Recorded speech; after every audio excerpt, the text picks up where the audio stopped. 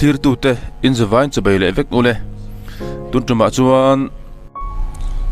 doctor ma thana thu soi ngai nom tak mai ngai thla khona kan ni le donanga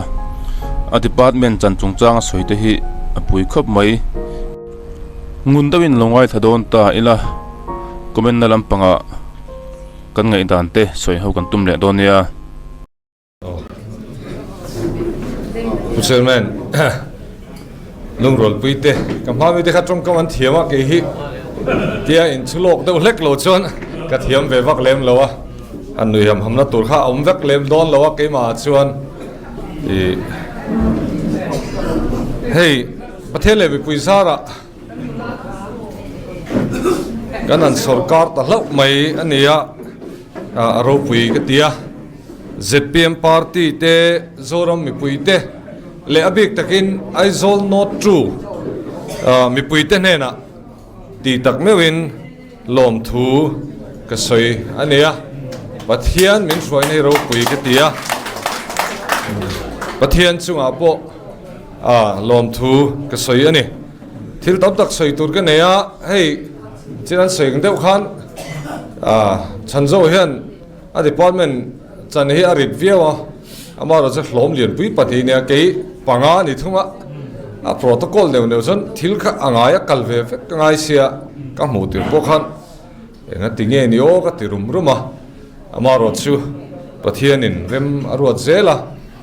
hey chanzo nen hian ke ni a deuh but thati na lama pen deuh chor mai chi kan nia nupui ka nei pon ke officer ni chungin roi kan thelo pop maya in ren che mangai ti deuh top kha kan nia tuna po hi ani revenue chang dona ke school education department pen deuh pop ngai deuh chi kha nia ka nga mo boi deuh amani pon party lampang ha choi lo vui pui vak lo la an vui pui tel hena boi thla ka an vui kherdon ti na pon ni chuang lo wa amaro chu thil thazok ti don hi chuan ale lampang poli ron langve vat thina chunga chung kan tran tlan angai ni ti kha kan sei duwa ziti tulak ani huna chuan amma kan lo sia to thin ang khan engemaw list khawm ve don lo ZPM office list om don lo ni atling list chau hiam tong ti kha kan sei duwa ami rom man na tur po hi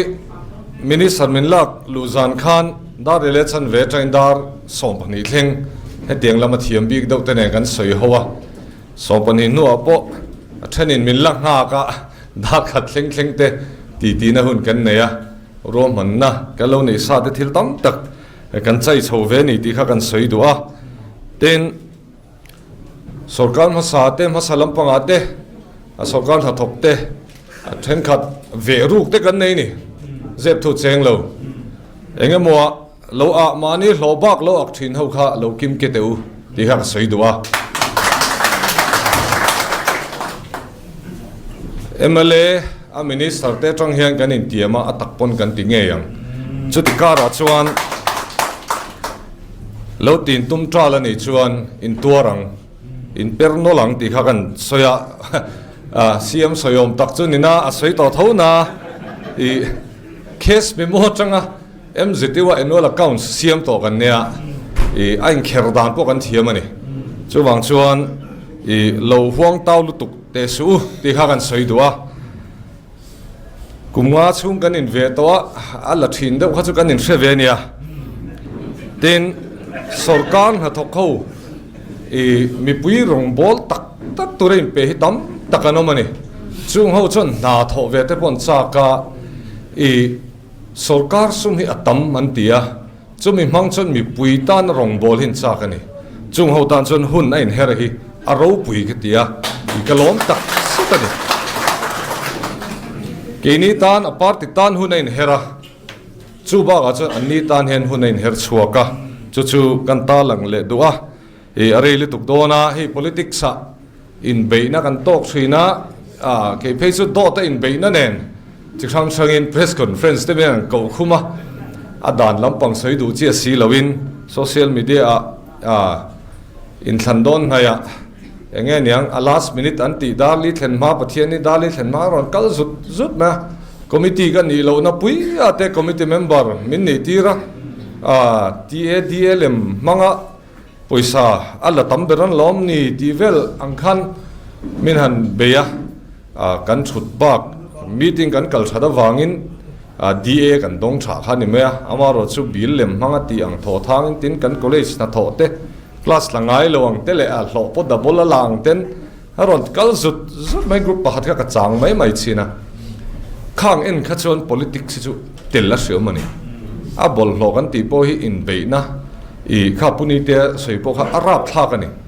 amaro chu ka ti thina khami kara han pathian kan en chuan kanan campaign pathianin ami te kal tlanga minan support ve na tong try na kan don tam lut tuk mai te aro pui ka te ki chu in thlan lai tang to han in thlani zo thoi sela pathian fak ve hian bia ke na he kala ding ngai lo din ve ka chak ke me ma in thlanan zo chia in khom ma saber ka chu ka ti hlei theilowa avoi ni na chuan in khom main an ding ve topa kut kan benga milo suai to na song a politics hemi in be na kha chu he ta han om de to pathian zo kharon langa politics a hen pathian a langa chutianga kalsel po chu thain ka hria kala ti ve ngat chong ka hria ka ti tir phei chon ka tho te cham ti tia ka ti he chanzo de jon be na sa to ne chu alaya po kal ngat gat zel ne ya po ne chu ke ni jo kan la tingai lem lo amaro chu politics apo hen pathian a langani ti hak soitel du i be zelang u pathian I ko zelang u pathian ne na ni chuan in be na kara po aro puina lim na lom na kan bu zelani kan ti thian ten an soyang khan tuna hian pas thar na zong turang deuh kan ne an be le ngat anga ya a hu phurom tak zeta kan department chante ti tur tam taka oma amaro chu pathian kutakan da chuan hadam thak ani pathian he ka hlan mola lalpa hi kan sudon he kan ti don ikuta ka da katia ka hlan min hlan pui angai ni ke ni ringot chuan kan thur zo don lo chuwang chuan helai local khom te ichang tlang ung trai na minister te abik takin kan chief minister phi chu kan hriat tlan angai chuwang chuan ichang tlang ila pathian kuta hening hatila chuta chuan hadam na mani ti kha kan sei duwa thil tam tak sei torom na atop pera chuan thuron pek kan mo don he engkim kan thelo thil zong kan thelowa ton hriat nei to tam takin oma chung ho te chuan thuron min pe thin ro in thlathung su ti kan sei du ne ka lo me pute te tu soi ngai nam tak mai kan ngai thave lenga pathian an da poimo na te pathian tri taka an party an kal chungchang soi hi angai nomin pui khop mai pu chairman le kalung rual puite in zavain chibai kabu ka cheu voina ZPM officer mingin minister nin thugan han soi tamaya alo mom katia za thlak te po kati de rum ani poni se voina hian hathok turin mo phurna kan chunga hlanan ni ta hey aminga minister hanom khom ta chu WhatsApp group te po kha kan han siama Dr. ma thanan aron siama ta chuan in ka post to e chu ka phurna in ka hu phurna lian to zok ka tia phurna ha chu tla de uvek to ni thuna hian dar college an ve khan kan office kan va hong ve a ta chuan campaign na karin ber thoka ka soma an via som thelo wang unit president theu le kam block o mi te kan som le a headquarter samite poi ka hera rau chewa mai ro chu seat khanin adai lova anni ho nen bok bul kan tran le a chuta chuan min ven pui tu ni ro ka tia e na kan tho tak tak don chuan ven pui kan ngai ni china kan leader in kan chief minister in a soi zo vek to a e ven pui kan ngai tak meu mewani ha khachu soi chun zum vak lo ila thau me andot le ka soi du chu hey akan la hlim viau maya alo mom ka tia hlim rengila thain ka hria amai ro chu kan hlim na hian midang hliam lo se ti hi ka duani e social media te kan en man meu tolo kan zu en zau po hianin a then hi chu akan hlim hriam hrete mo te ka ti ve dewa itlom takin au mang u hedin munamin lang kai tu hi pathian ani ti chiang angu kan von mu te kha han ngai tu atai la ke ni bia la te e da torma thana bia la te poni min hun tanga poni deu vekani kan tho chu ani lo kan tai ma bera kan thok na saber ti chu kan pom amai ro chu mi wang ringo ta tho chu the ani lo mi thin lunga na thok thei tu khan mi thin lunga kai thowa ZPM vote turin a siam mai ani e in thok rema in zom em ruala ka sei du chu headquarter saloi tele voina local khom ten hianin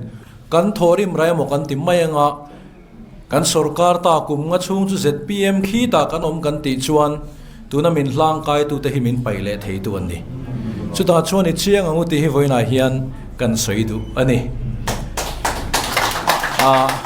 na tho tur lam te chung te po chu soya cha ko ma mai ro chu ka du tok do na nga hei midang kan thian te an lo ma chin khan pu chan zo khan a soya enge mo zong khan lo ngai palang ti ka hlawa MLA te min ko khomin kan leaderin a soya keini zinga chuan sar kan in tilawang atia